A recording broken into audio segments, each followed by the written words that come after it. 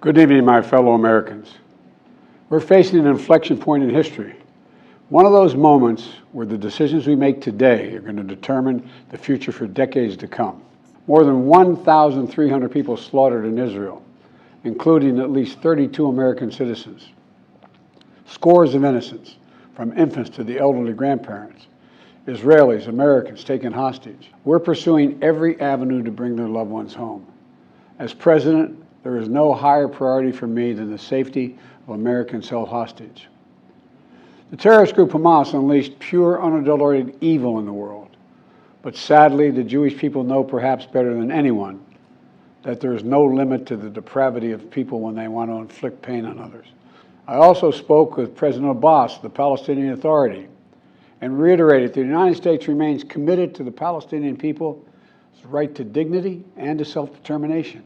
Like so many other, I'm heartbroken by the tragic loss of Palestinian life, including the explosion at the hospital in Gaza, which was not done by the Israelis. We mourn every innocent life lost. We can't ignore the humanity of innocent Palestinians who only want to live in peace and have an opportunity. Hamas and Putin represent different threats, but they share this in common. They both want to completely annihilate a neighboring democracy, completely annihilate it. Hamas' stated purpose for existing is the destruction of the state of Israel and the murder of Jewish people. Hamas does not represent the Palestinian people. Hamas uses Palestinian civilians as human shields, and innocent Palestinian families are suffering greatly because of them. I know these conflicts can seem far away, and it's natural to ask, why does this matter to America? So let me share with you why making sure Israel and Ukraine succeed is vital for America's national security. You know, history has taught us that when terrorists don't pay a price for their terror, when dictators don't pay a price for their aggression, they cause more chaos and death and more destruction. They keep going, and the cost and the threats to America and the world keep rising. And if we walk away and let Putin erase Ukraine's independence, would-be aggressors around the world would be emboldened to try the same. The risk of conflict and chaos could spread in other parts of the world, in the Indo-Pacific, in the Middle East, especially in the Middle East. Iran is supporting Russia in Ukraine, and it's supporting Hamas and other terrorist groups in the region, and will continue to hold them accountable, I might add. That's why tomorrow I'm going to send to Congress an urgent budget request to fund America's national security needs, to support our critical partners, including Israel and Ukraine. Is a smart investment that's going to pay dividends for American security for generations. Help us keep American troops out of harm's way. Help us build a world that is safer, more peaceful, more prosperous for our children and grandchildren. In Israel, we must make sure that they have what they need to protect their people today and always. The security package I'm sending to Congress and asking Congress to do is an unprecedented commitment to Israel's security that will sharpen Israel's qualitative military edge, which we've committed to, the qualitative military edge. We're going to make sure Iron Dome continues to guard the skies over Israel.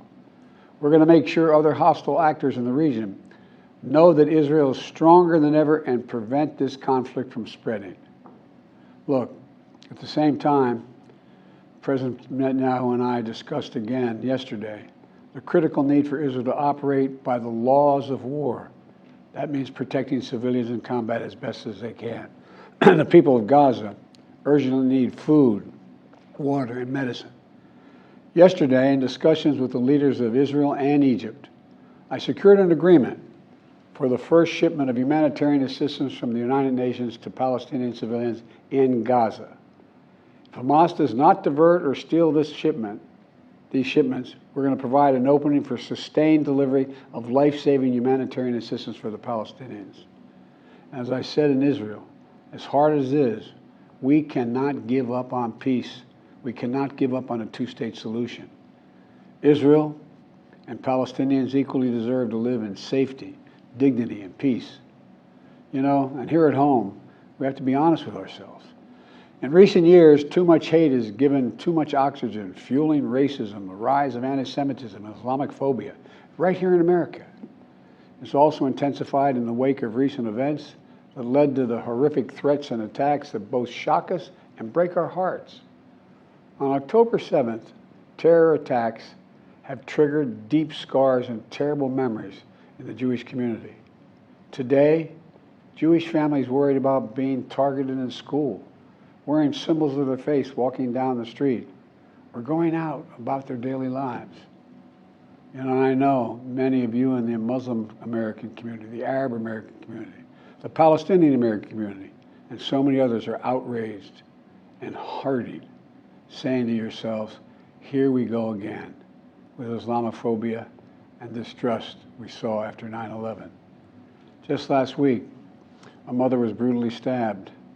A little boy, here in the United States, a little boy who just turned 6 years old was murdered in their home outside of Chicago. His name was Wadiha, a proud American, a proud Palestinian American family.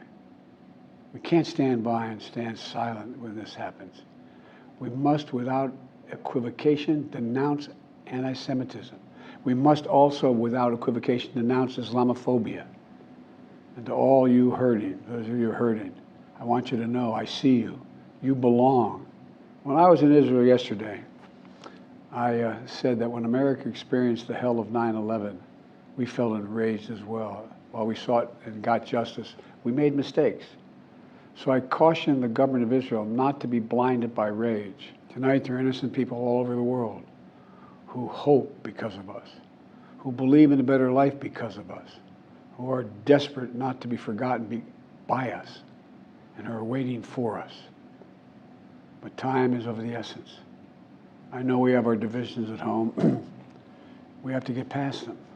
We can't let petty, partisan, angry politics get in the way of our responsibility as a great nation.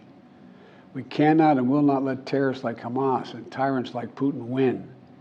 I refuse to let that happen. In moments like these, we have to remember who we are. We are the United States of America. The United States of America. And there is nothing beyond our capacity if we do it together.